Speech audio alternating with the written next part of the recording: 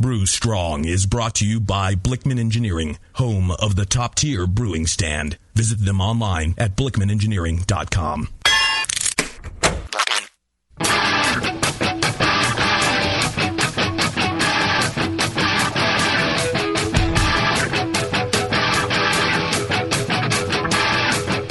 Brewers, it's time for the beer radio you've been looking for.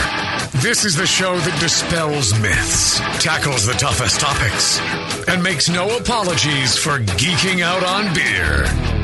Hosted by two guys that drink before they think, Jamil Zainasheff and John Palmer.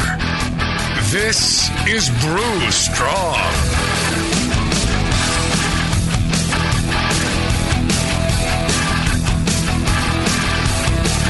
Hey, howdy, hey, my brewing brothers and sisters.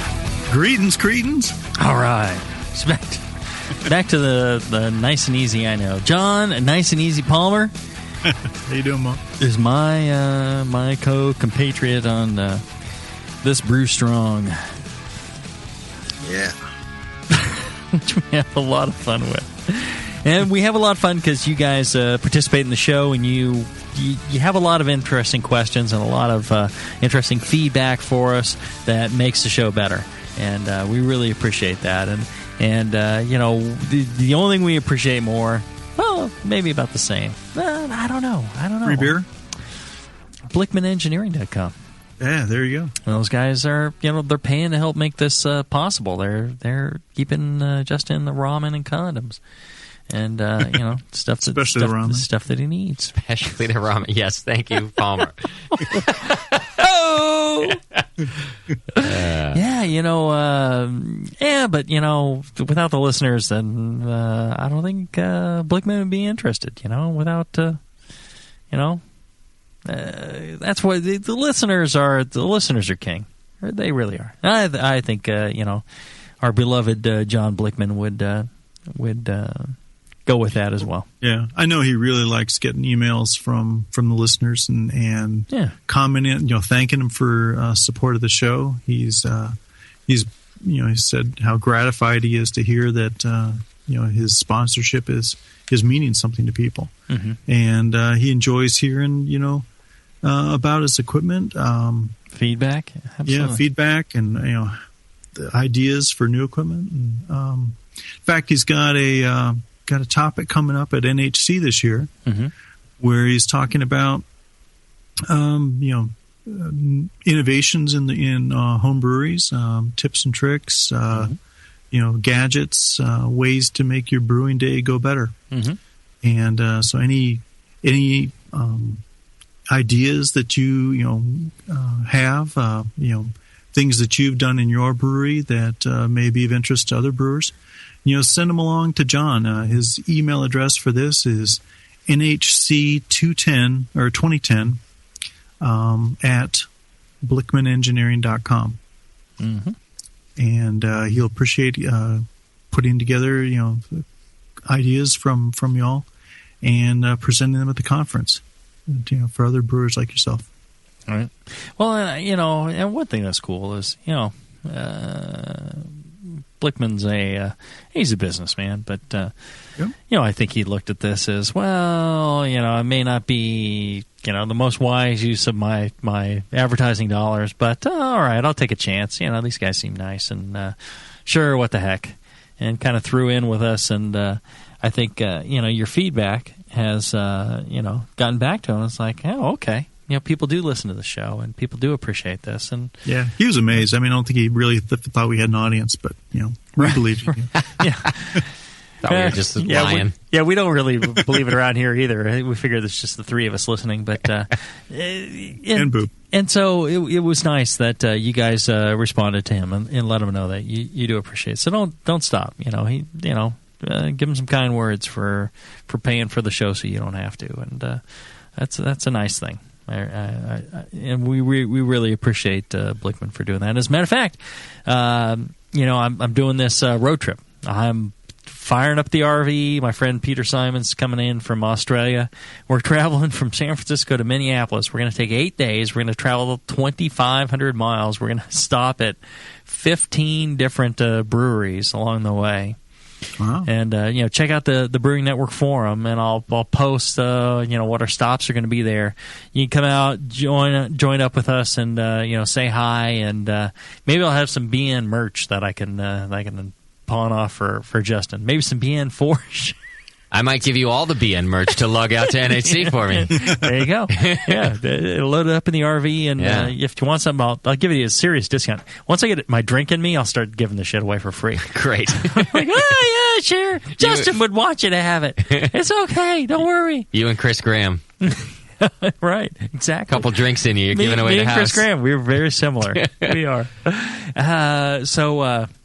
I'll be heading out, but what I'm excited about is after the conference, my daughter's flying out to join me, and then I'm gonna take the old Popemobile. We're gonna head down like Route 66, and that's not too far from Blickman's place. And Blickman invited me out. Come out, hang out. He's got some daughters. I got some daughters. Nice. We both like beer. Yeah. Hey, it's a match made in heaven. I like daughters. That's why you're not invited. I'm not on that leg of the trip. So you're not on the leg of the trip. I think maybe we'll swing out by his place. That's great. Kind of hang out a little bit. Yeah, that'd be a lot of fun. Cool. I like that guy. He's great. He's funny. He's a serious engineer and businessman, and knows his stuff and really focuses on that. But I picture his house like the Edward Scissorhands castle. Like he's got gadgets doing everything in there. But once you get a few beers into him, he's just a geeky, beer drinking, engineering kind of guy. It's like Palmer, right? There you go. Exactly. Yeah. Like, both of my Johns are very similar. Anyways, so I'm looking forward to that. That's going to be a blast, and just being with my daughters and going on a multi-week trip in the Popemobile will be also a blast. So we're going to travel from there back to California, and I'm sure I'll tweet a little bit, and hopefully I can hook up with some homebrewers then as well. My daughters don't mind as long as you guys are cool. They know that Dad really appreciates hanging out with you folks. So let's do it. Let's have a good time. Speaking about doing it, this is the live Q&A show. We try and do these every third or so episode because you guys seem to really like it, and gives us a chance to answer things without having to type on a keyboard. Mm-hmm. So, right. All right. Do we have a? Let's go ahead and knock one out right now, and then we'll take a break. Okay. So what's our first one? Well, we had an email come in from Dylan, who's going to be brewing a Belgian strong ale. It's your recipe, Jamil. He says, in which I'll use about 5 pounds of cane sugar. Mm-hmm. To hit my desired carbonation, I'll need to add another 41 points worth of priming sugar.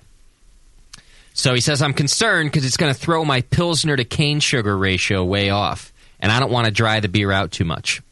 Would I be able to get closer to the target beer by cutting down on the sugar I initially ferment with? That's an excellent question. And, I question his calculation. That's what I was going to say is 41 points. Mm-hmm. Yeah. Holy smokes, that's way too much. Pound of sugar. I don't have anything about batch sizes either. Right. Well, yeah, it depends on the batch size. But again, it's, if it was a 1,000,000-gallon batch, 41 points again would be like, millions of pounds of sugar. Yeah. Well, not millions of pounds, but if you consider that corn sugar is about 42 points per pound per gallon, cane sugar is 46 points per pound per gallon. I think, and we typically talk about adding 3/4 cup or 4 ounces of sugar per 5 gallons. 4 ounces out of 16 ounces, that's a 1/4 pound. So, then, in other words, the normal amount of sugar to add for a 5-gallon batch is about a 1/4 pound. 41 points, of worth of prime sugar is about a pound. So that would make me think that, okay, he's brewing maybe a 20-gallon batch. But again, 41 points would be, that is also, relative to the batch size. Yeah, and that's why I would say 41 points of priming sugar is more appropriate to 20 gallons than it is to 5 gallons. Well, I think the thing is, he's going for 4 volumes, right? If he's doing a Golden Strong, he's going 4 volumes. So that's about double the amount of priming sugar normal. And that's what he's saying. Because he's saying, I haven't had a problem in the past because my beers are normally lightly carbonated. Right. But this Golden Strong, the desired carbonation is up there. Should it be that much sugar? I don't know. Is he, he's also got to take into account, existing carbonation. Yeah. What does your nomograph tell you, John? Well, I mean, it says 4 ounces of cane sugar for what? Let's say he's at 65 degrees. Yeah, let's say he's at 65 and 4 volumes. You're still, like 7 ounces of cane sugar, right? Yeah, 7 to 8, which is closer to a half pound than double the usual amount of, say, 4 ounces. So right. So I think you're still okay with that. The sugars do have an effect on the ratio of malt to sugar, but and the flavor of the beer. But really, in that recipe, we're talking 26%. When you're talking about the amount extract, of sugar in the batch. Yeah. If you're doing an extract batch, if you're doing an all grain batch, that percentage is even lower. It's close to 20%. You're cool with adding an extra half pound. I wouldn't worry about it. I'd go ahead and carbonate with that. Okay. Yeah. He's in the chat now. 8.5 gallon batch.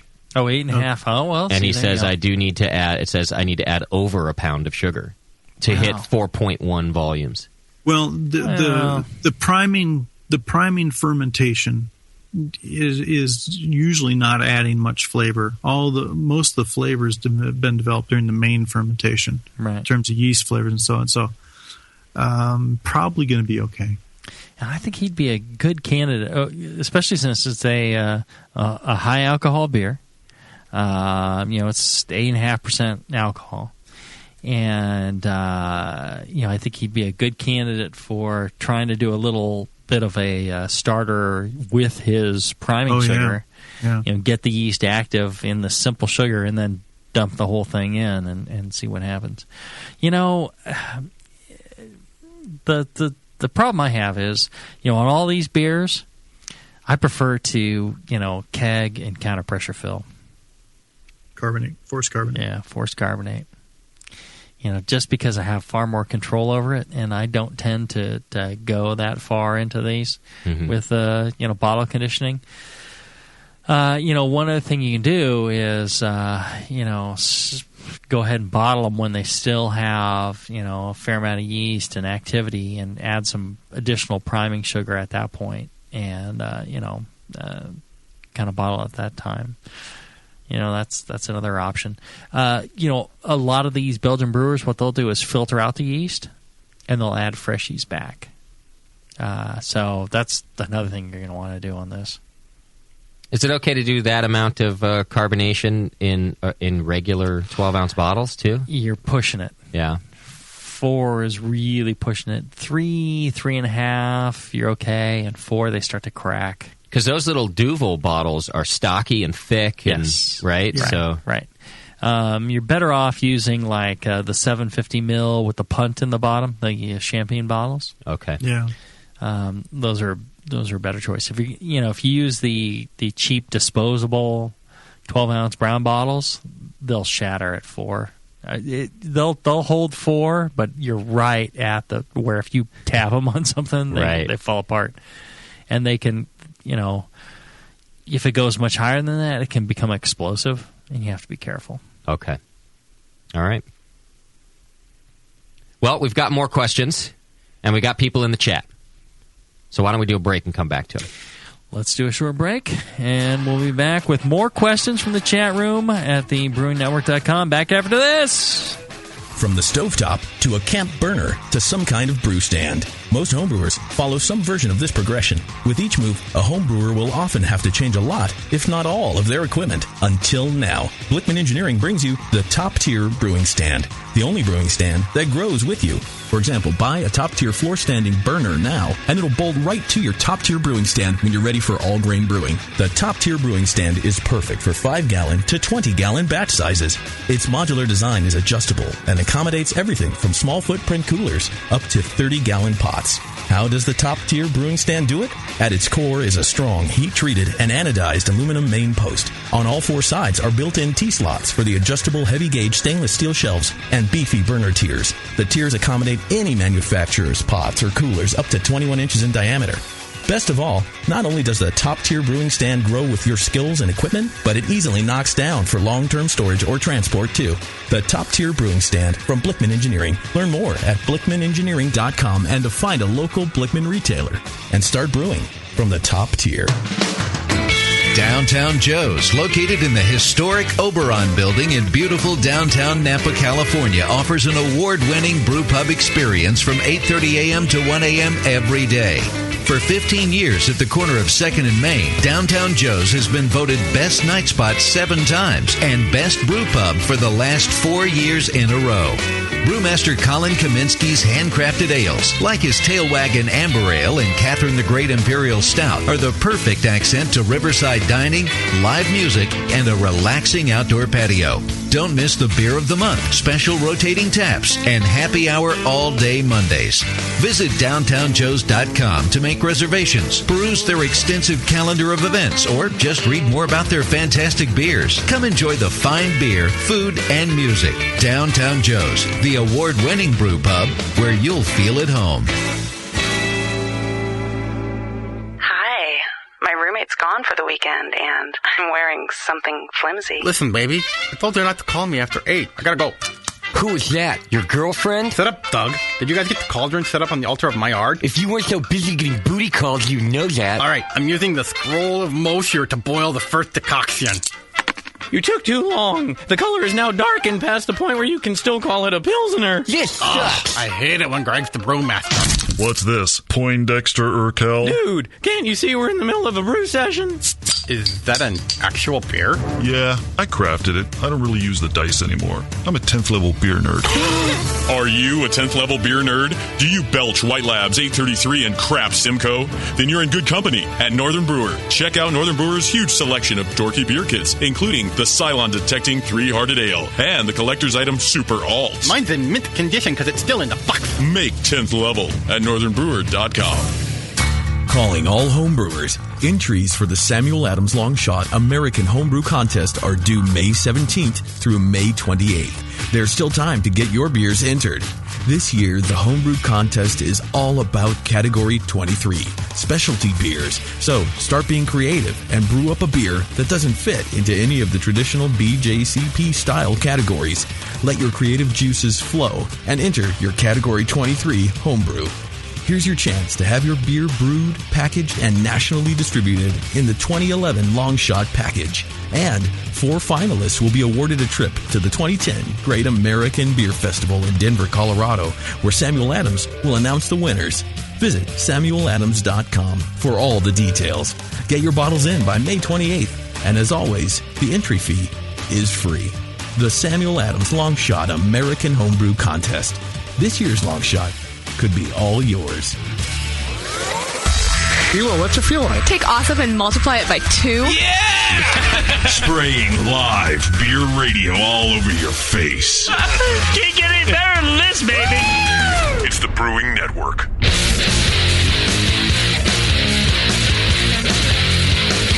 Back to the 2 guys that know how to turn beer into beer. This is Brew Strong. Woohoo! Beer. You're getting good at that. Oh, thank you. Beer into beer. I love that one. I like the nut thing. It's kind of got a little personal touch for me, but those wine guys. No, I like that we can still do the nut thing, and not and not have a problem with silicone or something. Yeah. I got stories to tell you, John. I got stories to tell you. Next time we're at NHC, I'll tell you all sorts of horrific stories about that. I've heard most of them. Yeah. Seen most of them on the internet. I have. Yeah. All right. What's our next question from the chat, or from whatever source? Yeah, we'll go from the chat. Grod over in Australia is in the chat. He's brewing today. He says he has some dry US 05 or Y Yeast Activator 1332 Northwest ale yeast. I would normally just use the 05 in my ales, but purchased the 1332 yesterday because it sounded interesting. Can Jay-Z or Rock Candy, do they have any? Do they know anything about the 1332 that he should know? Northwest 1332. Yeah, you guys know about I suppose the you pull that Northwest up on ale the yeast. old interweb there, and sure. Is that's not the Pac-Man? No, that's Pac-Man's a different number. That is, God, Northwest. Is that Pyramid? No. One of the classic ale strains from the U.S. from a Northwest U.S. brewery, produces malty and mildly fruity ale with a good depth and complexity. It doesn't say. I might have to dig a little deeper to find out whose it was, which Northwest brewery it was. Or MrMalty.com and Kristen England's yeast chart there. I'm not sure if that's on there. I just don't know. I'm not that familiar. Is that Red Hooks? When they start talking fruity, they say mildly fruity. I haven't used Full Sail. One of those. I don't know. Well, what kind Hales? Huh? Hales Brewery in Seattle. Hales Ales. All right. What did Grod say he's brewing? He didn't say.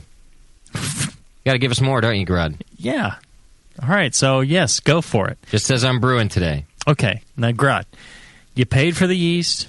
Pitch it. Go for it. Do it, man. Right. The dry yeast the answer is the dry yeast is going to last for a long time. You store it in your refrigerator, and properly stored in the refrigerator, you're only going to lose like 4%, like 6 months or a year. So properly stored, that thing's good for a long time. The liquid yeast is not as stable quite as long, so I would go ahead and use that bad boy today. So whatever you're brewing, pitch it. In the grand scheme of things, you could take any yeast and pitch it into any wort and make a pretty damn fine beer if your fermentation characteristics are good. If you're starting with healthy yeast, you're pitching an appropriate amount, you're giving a good environment, a dose of oxygen, not too much, not too little, you're going to make a great beer. Or it's going to be an interesting beer, a well-made beer, and maybe it's not your cup of tea. That's fine. You go ahead and make a change. But it's well worth a try.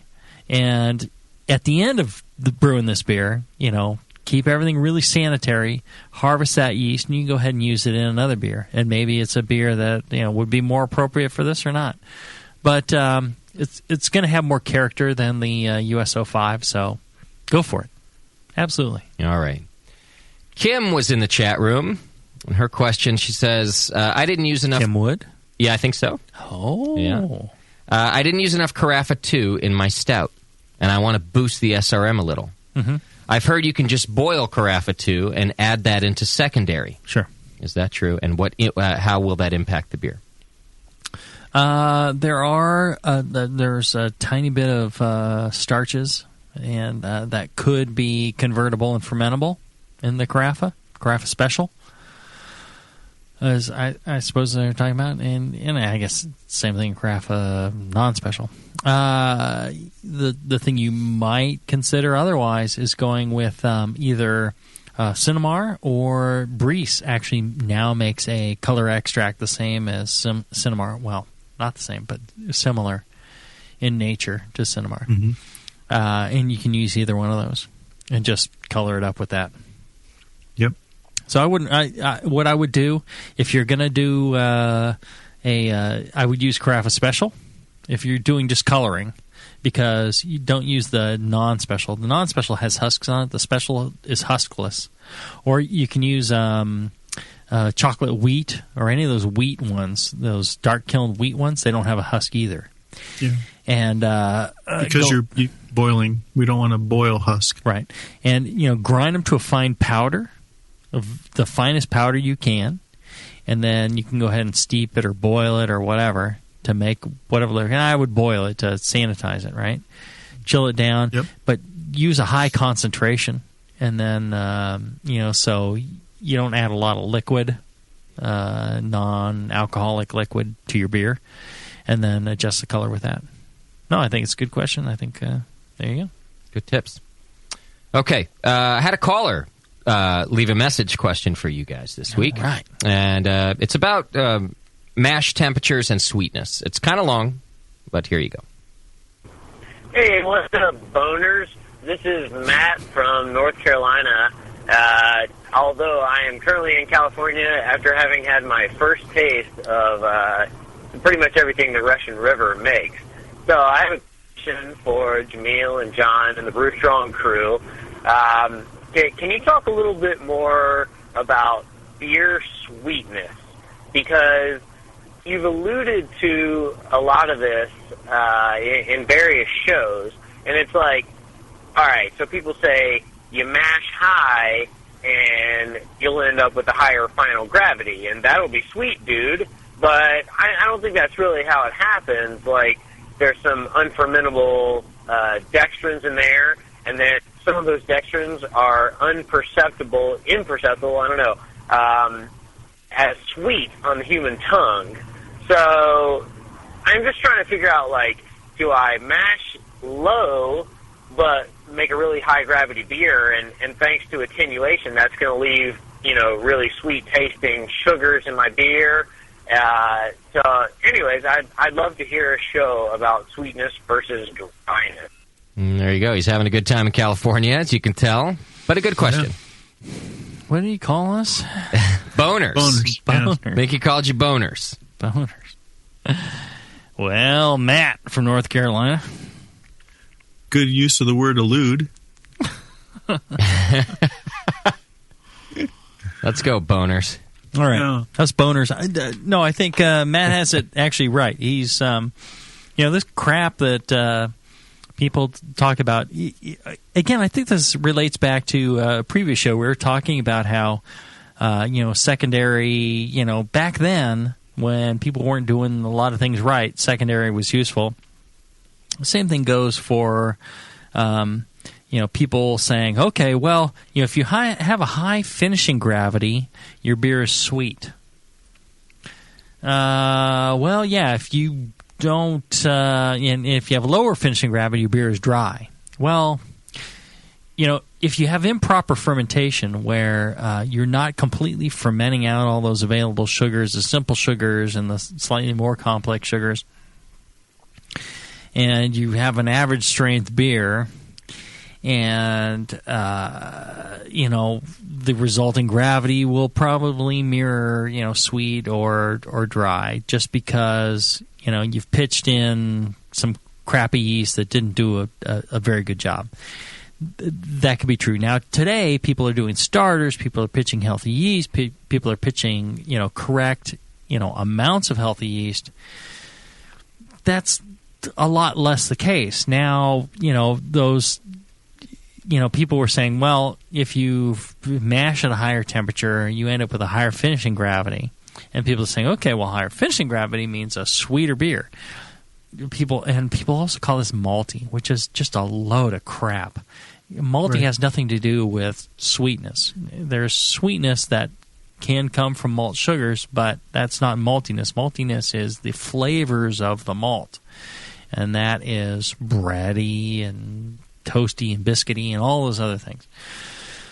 I'm running on here, John. All right, so no, you're doing good.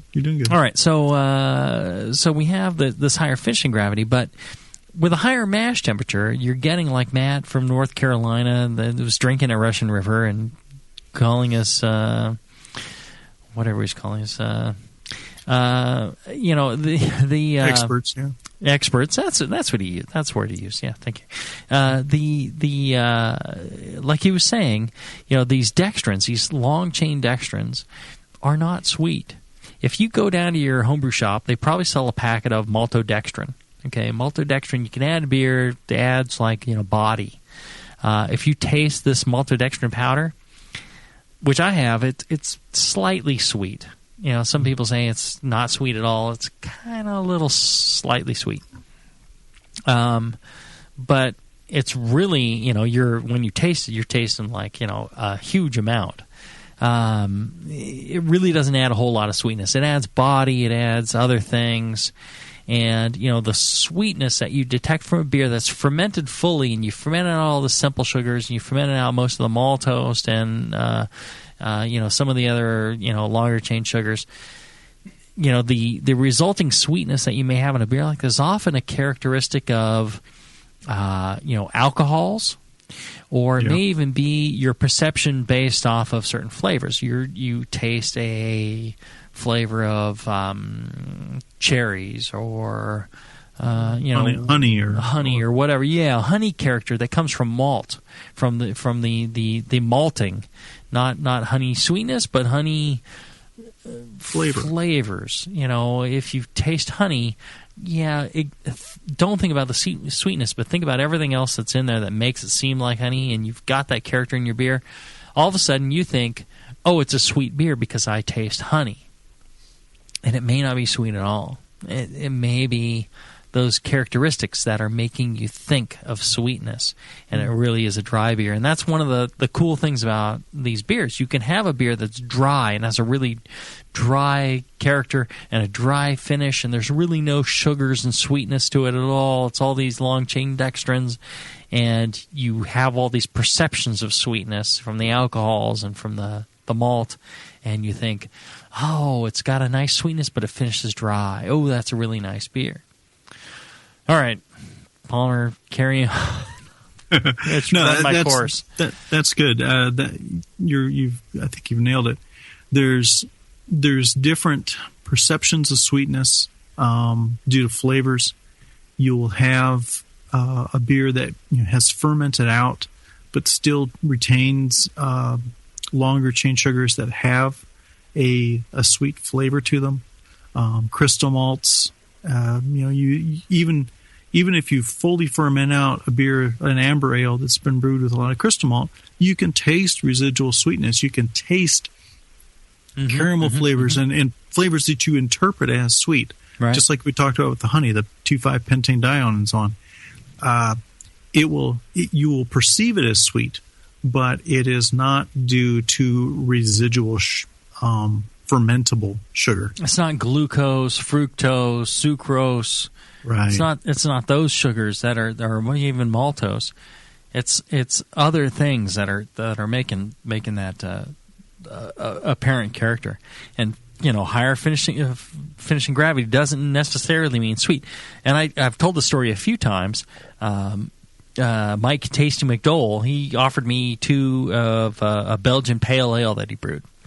And he's like, what do you think of these? And I'm drinking them, and I'm like, well, this one is, sweeter than the other and has a higher finishing gravity. And, this other one's nice and dry and crisp, and I like this one better because, it didn't finish too sweet. He said, well, the interesting thing is, he was like, the one that you think is, sweeter and higher finishing gravity, that one finished like at, 10.8. And he said the other one that you think is, got the, lower finishing gravity is drier. It's like 10.14 or whatever it was. And I was stunned. I'm like, you're telling me there's, a 6 point, 8 point, 10 point difference, whatever it was, between these 2 beers. And the one that I'm thinking is sweeter, finished drier. Yeah, and it was you like had him up against the wall. Revelation he was swearing. And then I punched him 3 times, really hard. And he still swore. You had it wrong, yeah. I like that you're passionate about this topic. You have caught me and taught me talking about malty and sweet beers before. And I like that you talk about the difference, because especially when your palate is learning, it is easy to confuse the malty and the residual sweet type of flavors. Mhm. It's really easy, actually. Right. So I do like that you go off on this topic, Jay-Z. And it is such an interesting field of study. I think there's a lot of people who are really looking into this. And I bet you the food scientists are all over this. They really already understand this 100%. And it's the brewers that are just kind of like, well, just kind of learning. We're always because we're slackers. Although, I bet you like Bamforth and Lewis already know everything about this. And or they're just kind of like, well, chuckling and trying to help teach us. Be a good topic to bring up to Banforth next time we have him around. Yeah. Oh, in fact, Jamil, Charlie agreed with you on my oat malt question. Why is oat malt seem to be sweeter than barley malt? Yeah. Tannin perception. Yep. There you go. Tannin character. Right. There's no other answer for that. Yeah. Yeah. Go ahead.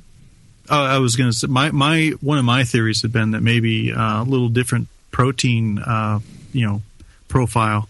How you get your NutraSweet and other aspartame and different artificial sweeteners. Mm-hmm. Proteins can taste sweet. Mm-hmm. But when you kind of consider the fact that you got the same group of protease enzymes acting on the oats as you on the barley, he said the sugars you're generating are the same, and the proteins you're generating are all the same, and it comes down to the difference in tannin character, if it exists at all.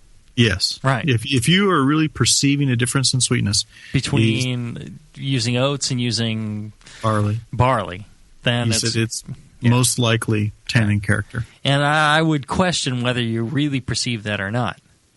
Or it's people's imagination. Oh, I used oats, therefore I need to detect a difference. I think you can use rice, you can use oats, you can use all these different grains. The resulting sugars that are created are the same because the enzymes are the same. Yeah. I think there's a little difference in flavor between, say, an oat malt of 2-love bond and a barley malt of 2-love bond. And again, it's the tannins, it's the malting, it's Mm-hmm. Although those Simpson Naked Golden Oats from that I got from Northern Brewer, they've got a definite flavor difference. Oh yeah, I mean those are substantially different. Anyways, so we've got off the sidetrack, but what we're talking about is John's got an article coming out in Brew Your Own magazine. If you want to see it, hurry yourself over to thebrewingnetwork.com. There's a big logo there, Brew Your Own. Click on that. Sign up for a subscription if you're not subscribing. I do a column for the past 3 or so years on style profiles. I get into lots of details that I can't get into on the shows. You can sign up there, and half that subscription price goes directly to the Brewing Network. So get yourself there and do it. And John's got this great article on using oats in brewing. That's kind of what we got sidetracked on. Yep. I didn't realize you've been doing your column for 3 years now for them. I think so. Wow, time is flying over here. I know. I took a look at it. It's several years. I was like checking them off in the book. I'm trying to do like every style in the book. Yeah. I was like, oh my god, it's or maybe this is my third year. I don't know, but it's a bunch. It's a bunch. Great. All right, so let's take a short break, and when we come back, we'll get to more of your questions in the live show. Live Q&A coming up after this.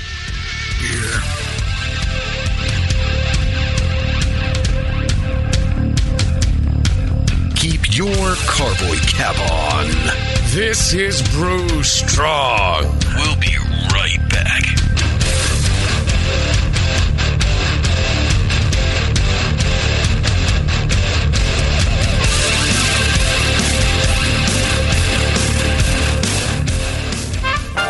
Do you support the Brewing Network?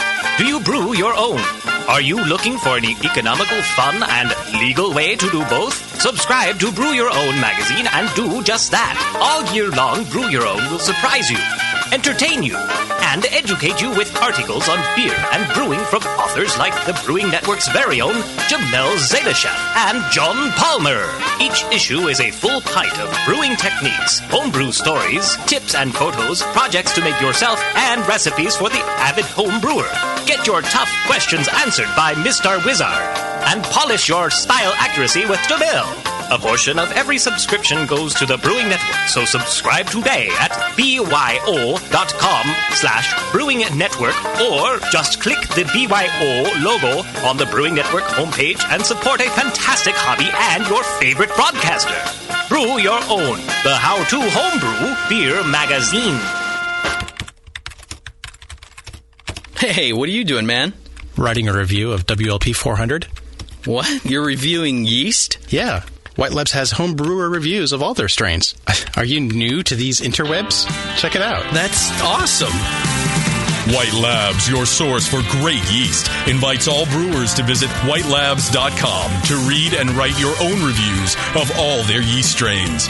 Get real-world tips and tricks from other brewers who have made the most of their vials and post your own experiences. It's another way White Labs brings you closer to the best yeast on the planet. And send. There you go. You misspelled flocculate, dude. What? Mother... White Labs. It's all in the vial. Hi, this is Push from the Brewing Network, and I want to tell you about the Brewmaster's Warehouse and how you can get 10% off your next order. I'm a pretty techie guy, but I've never seen an online store like this. It's awesome. Go to brewmasterswarehouse.com and click on Brew Builder. You can whip up a custom recipe so easily even Sven could do it. Seriously, it's slick. You can share your recipe with your own logo and notes to the Brewmaster's database if you want. And the best part, it keeps a running tally of the beer you're building while you're doing it. Then, bam, click Buy Recipe, and your cart is filled and ready to go with helpful suggestions in case you forgot something. This thing is amazing. Brewmaster's Warehouse is run the way a home brewer would do it, with great service, fast turnaround, and $6.99 flat rate shipping.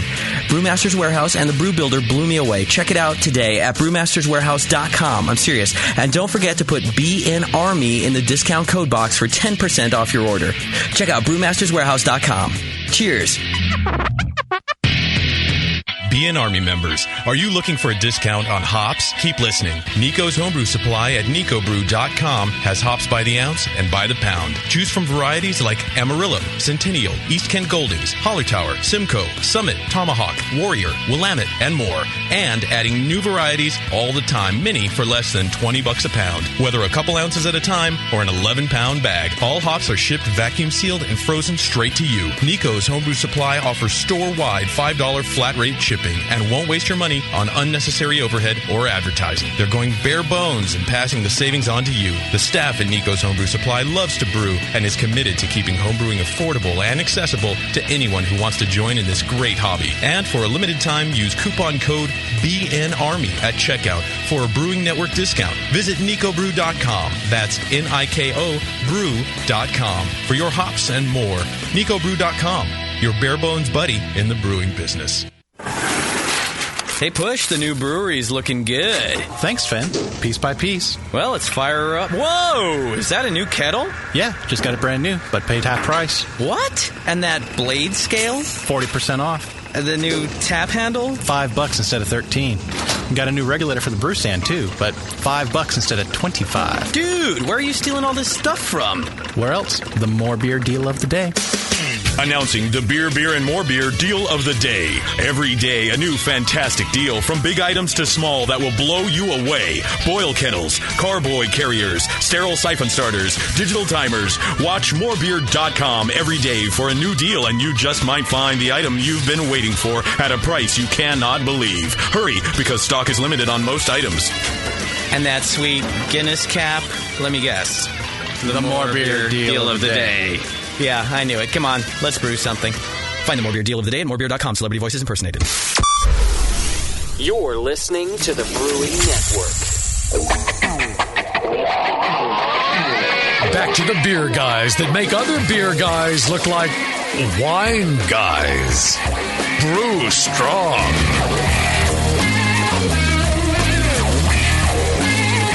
I like how the music coming back from a break sounds like porn music. Wow, chicka wow, wow, wow, chicka wow, wow. I hadn't thought that. I do every time.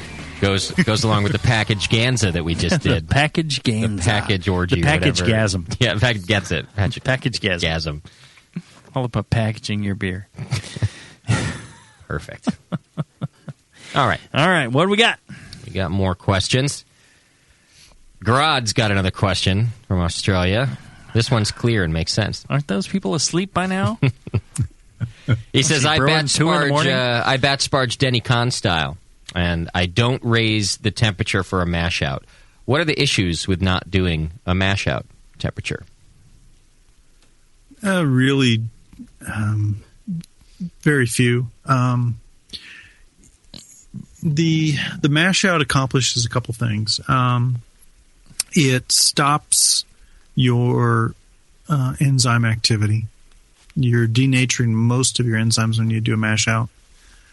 So if you've put a lot of time and effort into generating a certain fermentability profile, when doing a step mash, so much time at this temperature and so much time at that temperature, to trying to target a certain fermentability, a mash out is good because that'll lock that in. If you don't care, if you're just you're making wort and you're going to ferment it and and not too concerned about it, then mash out isn't necessary from that point of view. The other thing a mash out does is it makes the sugars more fluid and increases your extraction, your extraction efficiency from the grain a little bit by a few points. So if you don't do a mash out, perhaps you're leaving a little bit of efficiency behind, not getting some of the sugars out when you lauter, when you do your batch sparge. If you're using enough grain where you're getting your target gravity out of your mash and sparge, then don't worry about it. You're not missing anything by not doing a mash out. All right. Good, because I've never done one in my life. No, it's not true. I've done one mash out in all the beers I've ever done. I mean, I would say the only thing is, if you're raising up for a mash out, let's say you're doing a 149 or some low mash temperature, and you're raising up for a mash out, and you raise up slowly. Your system has a restriction on how fast you can raise your mash temperature, which most of them do. You are traversing through those other, amylase ranges, and there may be some change in before you get to there. Total conversion. And I look at the mash out as a chance to make sure that I've converted as many starches as I can. So I don't really care what the fermentability is. I'm like, if there's any leftover starches, what the heck, let the activity happen, and it thins it out, like you're saying. And the thing to remember is, once you put your wort in your kettle, you can go ahead and fire up your kettle burner and heat it up. And if you get it up past 165, you get it up in the 165, 170 range, enzyme activity pretty much is stopped for all the enzymes you care about, and you're done. So if that's a concern to you, go ahead and you don't want to do a mash out, fire up your kettle burner soon, and that takes care of it. You lose the efficiency aspect that John was talking about, but nothing else. All right. Load and Return is in the chat today, and he's going to be buying a conical or two in the next few months. And he says that it seems that the cost for a 7 and a 14-gallon conical is about the same. So he wants to know, can I do a 6-gallon batch in a 14-gallon conical? And what are the drawbacks or differences in doing something like that?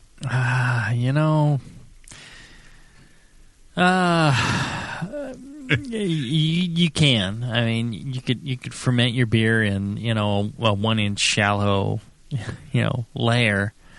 Mm-hmm. It affects the fermentation characteristics will be affected. doesn't necessarily mean it'll make bad beer. Is that the headspace issue? Because you just have this massive amount of... Right. Well, just, height to volume ratio, so, and, the lower the height, the less, pressure on the yeast, and, makes a difference. And then also, just fermenter geometry, like if you have it square corners or, narrow cones, you end up with portions of the wort that don't circulate as well, and you can build up, you can end up with a little more diacetyl production, things like that. Yeah.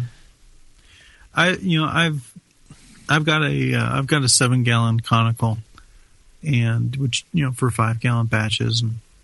And the thing I've kind of realized is I almost wish I'd gotten the 14, because if I'm going to do a 10-gallon batch, and I don't feel like splitting it into 2 carboys, it'd be nice, to ferment it all in one, and then split it up in the kegs.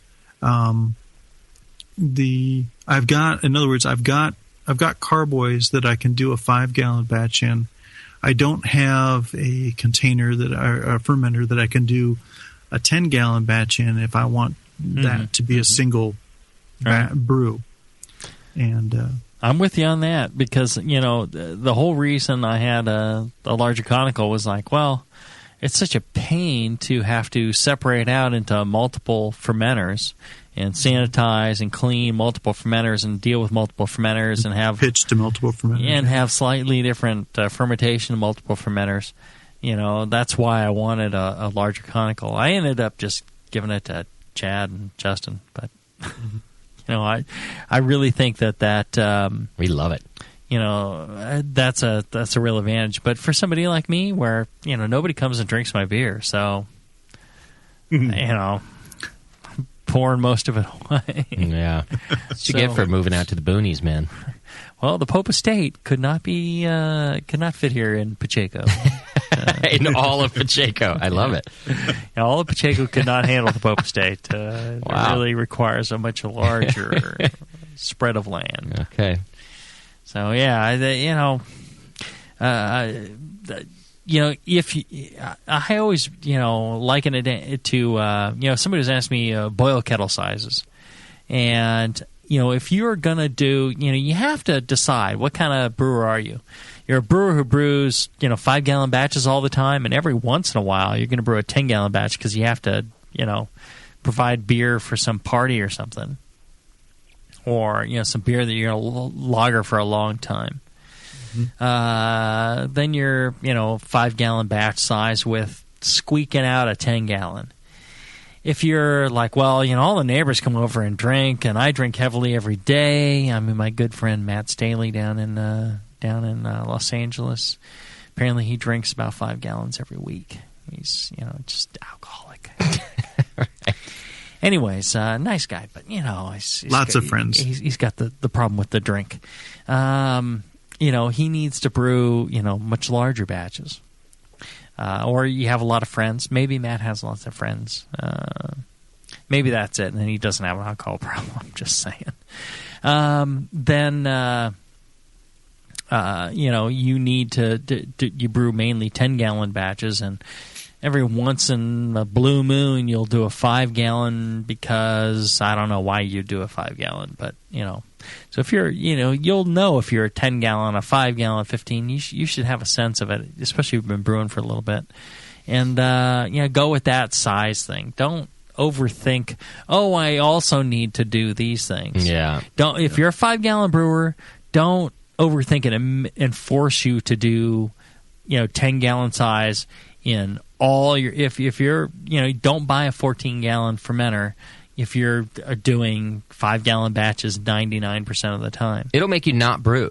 Right. And you don't want that. Right, exactly. So on those rare occasions that you do a 10-gallon batch, split the rest into a carboy. The people who are swilling the beer at that point, they don't know the difference. That's right. So, there's your answer. We do not. Yeah. One other comment: you can brew a batch, boil a batch, a 5-gallon batch in a 10 or 15-gallon pot like a kegel or a 15-gallon, Blickman pot, but and that works fine. But you have a hard time. You have more problems in trying to ferment a 5-gallon batch in a 14-gallon conical, because due to the geometry issues you were talking about, Jamil. All right. One more question before the break. And we've had this come up before. Good question for you, John Palmer. Thomas Franson's in there. He says, what about adding salts to the boil in order not to mess with the mash pH? If the mash is already fine without salts in it. What's the difference in the final beer if we put our salts in the boil? Well, what you're doing with that is, let's say you're trying to emulate Dortmunder water, and your water has a lot less mineral in it. You add salts, to a Dortmunder concentration, type concentration in your mash tun.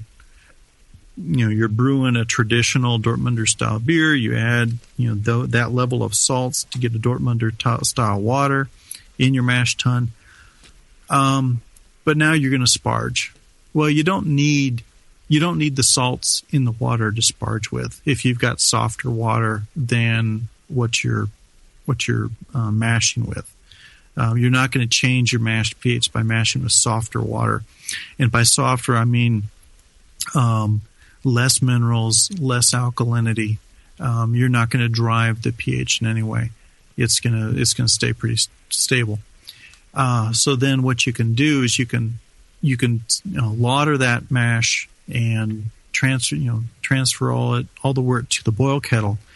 And then now that you're in the boil kettle, you can say, okay, I'm still trying to brew a Dortmunder style beer, and I want a total Dortmunder water character in this beer. So that's where you would add salts to the boil kettle to make up for the volume it's sparged with.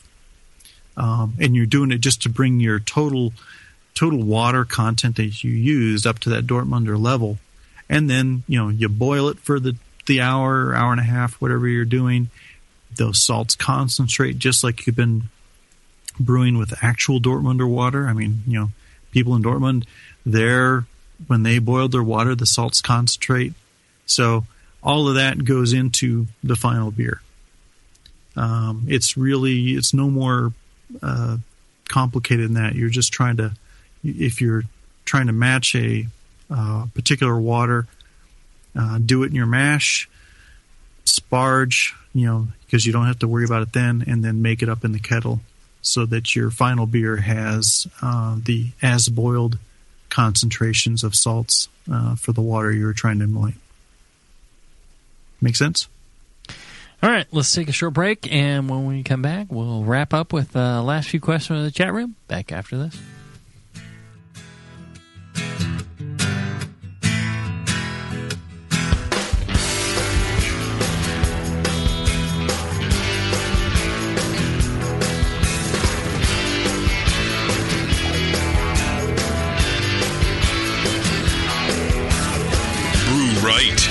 Brew smart. Brew strong. This is Brew Strong.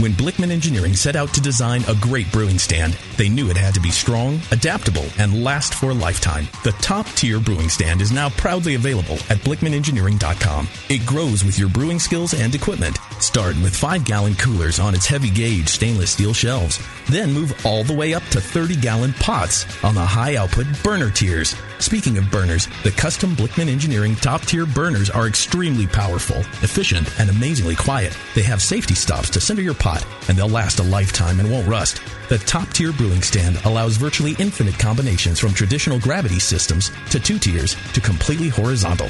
Configure your stand the way you want and have the freedom to change it at any time in the future. Your brewing stand should adapt with you, not force you to learn a new process. Visit BlickmanEngineering.com today to configure your top-tier brewing stand and to find a local Blickman retailer. You'll be surprised with all the flexible features and the competitive price. Start brewing with Blickman from the top tier. Williams Brewing is your online resource for prompt delivery of quality home brewing supplies.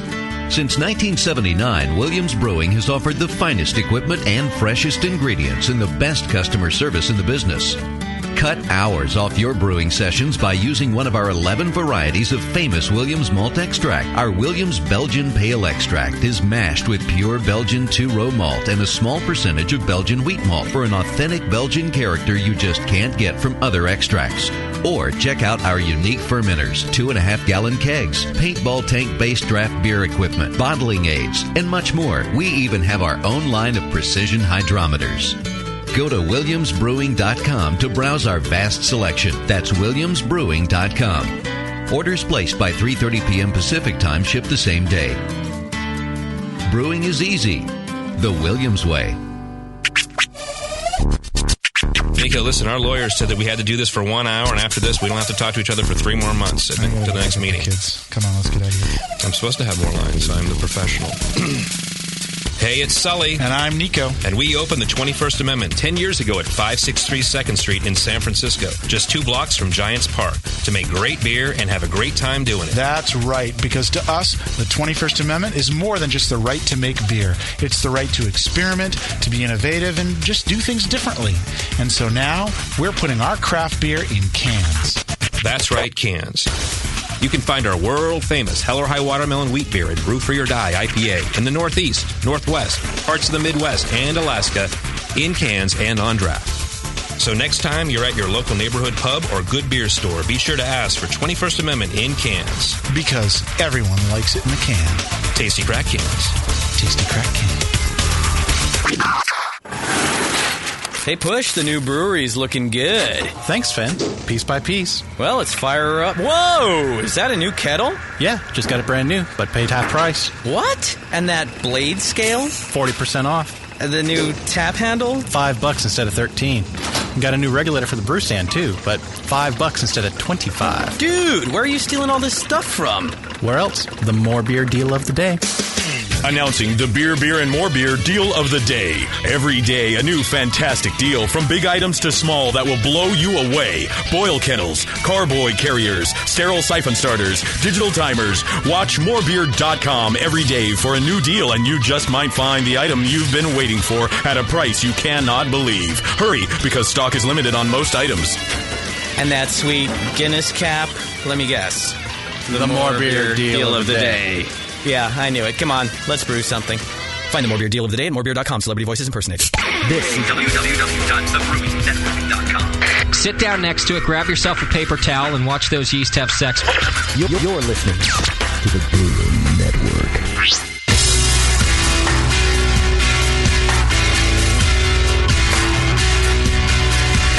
Like the Lance Armstrong of the beer world.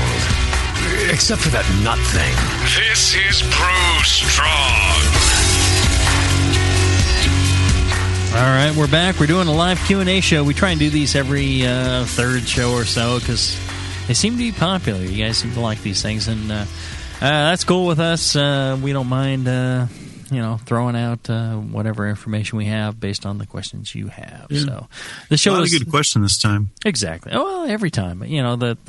The show's all about the listeners and what the listeners want to learn about. All these other topics that we come up with, they are based on questions that have been asked or, show topics that have been suggested at brewstrong@thebrewingnetwork.com. So you email brewstrong@thebrewingnetwork.com and say, hey, you should do this. I got this question. This is something I've always wondered about. And that's, believe it or not, that's where all the shows come from. And and the rest, it's live Q&A because we've got thousands of questions coming in, and we can't cover them all in whole shows by themselves. The topics that lend themselves to that, we'll do that. But other than that, we want to go ahead and do these live Q&A shows. So good stuff. Good questions. All right, let's wrap it up. We got a couple more questions, and then we're going to call it quits because we're already over an hour, and it's only supposed to be hour shows. Yeah, I got a couple more in at the break, too, but a couple of them can go real quick here. Sure. So here's one that's real quick. If I use oak in primary, like he listened to the Shea Comfort show where Shea Comfort talked about using oak on the session. So Mills wants to know, if I use oak in primary, like Shea spoke about, is it okay to repitch that yeast after a rinse? Sure. Yeah? Yeah. Won't carry over that No. oakiness? No, not really. Okay. I mean, there may be some, but it's mainly in the liquid surrounding the yeast. It's not inside the yeast. So if you do a rinsing, with sterile water, then, most of that is not carrying over. Okay. I agree. All right, good. Hey, Wood was in the chat room. He wants to know if you're ever going to post a video of how you reuse yeast. You mentioned, he says, that you would do that a long, long, long, long time ago. I also said I'd post a video of me and Andy Wood. And I haven't seen that. Bow, shika, wah, wah. Well, we just did a whole how to save and store yeast show. We did some. Didn't one. we do some? I don't know. But there's no video of it, so he just wants to know: is this a reality? Will there ever be a short video of you showing us how you reuse Did I really your say yeast? that? God, I must have been drunk. Yeah. Well, what we should do is, Wood, you should come by my place, and we should, rinse and store and repitch yeast. And bring a video camera. Bring a video camera. We'll do that afterwards. Yeah. You and me, buddy. No, I actually had my daughter, help me with some photos of rinsing and yeast and stuff in different bottles for the yeast book with Chris White. Oh, okay. So Chris White's yeast book, and I worked on that with him. You'll see some photos in there that my daughter helped me with. Cool. Okay, San Diego Matt's in the chat. He's got a question about diacetyl rest. How long do I do a diacetyl rest, and what temperature do I do it at before I lager my beer? Depends. Right. So the few more degrees than what you're at now. So it's really based on yeast activity. It's not based on fixed temperature. So you've been fermenting your beer along at 50 degrees. Okay. Go to 55 or 60. You've been fermenting your beer at 65. Okay, go to 70 or 75. It's really just an increase in activity. You want the yeast to remain as active as possible at the end of fermentation when they're running out of the sugars that are easier for them to consume, and then they start looking for things like these intermediary compounds of diacetyl and all these things and acetaldehyde that they say, okay, well, we spewed those out earlier, but gee, we can still get a little more energy out of those. So it's all about creating energy. Right. Yeast don't want to create alcohol, but they have to in order to get energy. Yeast with an aerobic condition, they're going to generate like 8 times the amount of energy from a molecule of glucose than they do when they do anaerobic and they have to ferment. So it's better for them to do certain things. So they take the easy path. It's like, fermenting glucose versus, more complex sugars. They don't have to do anything other than let it in and, convert it into energy. When it's more complex sugars, they have to break it down into the simpler sugars, and then they have to, there's a lot of energy they expend in order to make that happen. Take the, yeast are like children. They always want to take the easy way out. Yeah. They're not looking towards the future. They're looking towards what they're doing now. And, when it comes down to it and there's no simple sugars left, they look at these things and they go, well, I can take that in. I can make energy out of it. And so there they go. So really, you just want to have the yeast energetic at the end of fermentation. That's why fermentation temperature is so important. You want to control that temperature. The yeast activity drop off, the temperature of fermentation drops. You want to maintain fermentation temperature at the end. You want to be heating that beer up, not letting it cool down naturally. You want to keep it warm, and that's your sign to bump it up a few degrees. 3, 5, 10 degrees.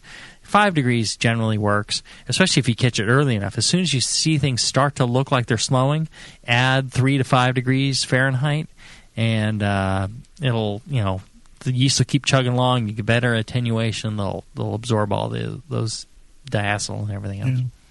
The initial condition, I mean, if you pitch warm, if you pitch at a temperature that's above your primary fermentation temperature for a lager, you're going to generate more diacetyl. You're going to generate more precursors, which are going to turn into diacetyl.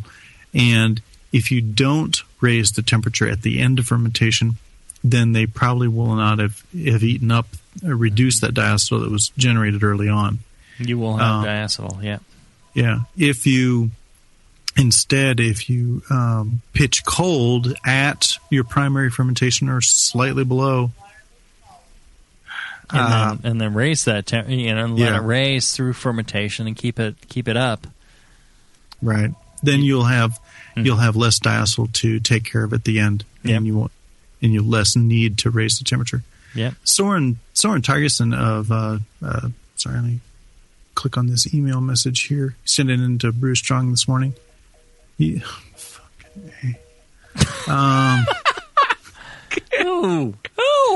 Palmer pulling the F-bomb. Yeah. On the air. He just dropped that. Right Mr. Nice and Easy. Just dropped that right on my foot. Going fucking A. What the heck? Yeah. That's what happens when you do the show from Grand Central. Yeah. But a Soren Targeson from Denmark sent in a similar question on diacetyl. Uh-huh. And he's saying, I know how to avoid getting diacetyl in my beer, but now I want to make a clone of Pilsner Urquell, so I need a touch of diacetyl. So how do I control the amount of diacetyl if I want some in my beer? Yes. And I think a lot of the diacetyl in Pilsner Urquell is from, oxidation and aging characteristics as it travels over here. The report that a lot of people give is, well, if you have it there at the brewery, there's no diacetyl. Ah, okay. So, I don't know. But a lot of these compounds, they'll oxidize and become diacetyl. So, yeah. Well, one way to retain some is to not do a diacetyl rest at the end of fermentation. Yeah. Or, and pitch warmer and then ferment cooler. Right. To generate more. Yep. See, hold on to your oar. Yeah. I'm paddling a different way. Okay. I think that, anybody who's listening to this show, if you're pitching warm and then cooling down for fermentation, then screw you. You should be pitching cooler or at fermentation temperature with the appropriate amount of yeast and then going on from there. And that's why I don't even consider that part of the equation anymore. No pitchy warmy. Pitchy cooly, pitchy at appropriate temperature with more power to you. With the right amount of yeast, a healthy yeast, and then go from there. If you're gonna do something else, don't email me. Don't ask these questions. You're ticking me off. I don't know. I'm gonna see the angry Jamel again. I don't know. I don't blame you. It's been asked and answered. No, but I understand because people are told to do that, and they're told to do that for a reason because the worst thing is not to have the beer ferment out at all. Yeah, that's absolutely the worst, and to have such bad activity that the bacteria that your slovenly ways have allowed into the wort to take hold, that's even worse. All right, so all those things are really bad. So if that's fail-safe. If that's who you are as a home brewer, which when people start out, that's how they are. Yeah. And until they listen to the Brewing Network, really, right. Most of us. God, the word from God to us. Right. Then they're going to behave this way, and it's not. They need things like tossing your yeast in when it's really warm, and just to get the beer to ferment and not be crappy. But when you're really trying to make the best beer possible, that's not the way to go. So, all right. I almost wouldn't. Another try to clone. It's not Pilsner bad for advice. That. It's just, it's not best advice. I don't know. Another T-shirt has been invented here on this episode. No pitchy warmy. No pitchy warmy. Sweet. Let's get a whole series of them. That's no 2 pitchy shirts warmy today. and snap me off a fresh piece of that. Yeah. I like it. The Jameel series. That's right. Teased. All right. I give my thumbs up on those. We're out of time, guys. That's it for questions today. All right. It's been a good show. Did you have something else to You say? all right, Palmer? Mr. No, Nice not at and all. Easy? All right. You've got phones to answer or something out there, Palmer. I can tell. I'm sure I get the family standing outside. Can we come in yet? No. They're all on the front porch. Dad, are you masturbating? No, I'm on the air, goddammit. Yeah. Yeah. Oh, I thought you were masturbating again. All right. So, another good episode of Brew Strong, and if you like this kind of broadcasting, get yourself to thebrewingnetwork.com. I know you already know where it's at, right? Go there, and there is a button to donate, right? Couple of bucks a month. $2 a month is all it takes, and you can support this kind of program. If you like it and you want to hear Palmer and myself provide whatever kind of information that we're providing. Wax eloquent, yes. Whack eloquent. We will continue to do that if you continue to support this kind of program through supporting our sponsors, all of them, and including BlickmanEngineering.com. And you go there, $2 a month, and you'll ensure that this program keeps going. Just sign up. You can do more if you want, but you also get all sorts of great entries into raffles for prizes, all sorts of stuff. And it really helps. It's only $2, cheaper than a magazine subscription in many cases, and 10 times the fun. All right.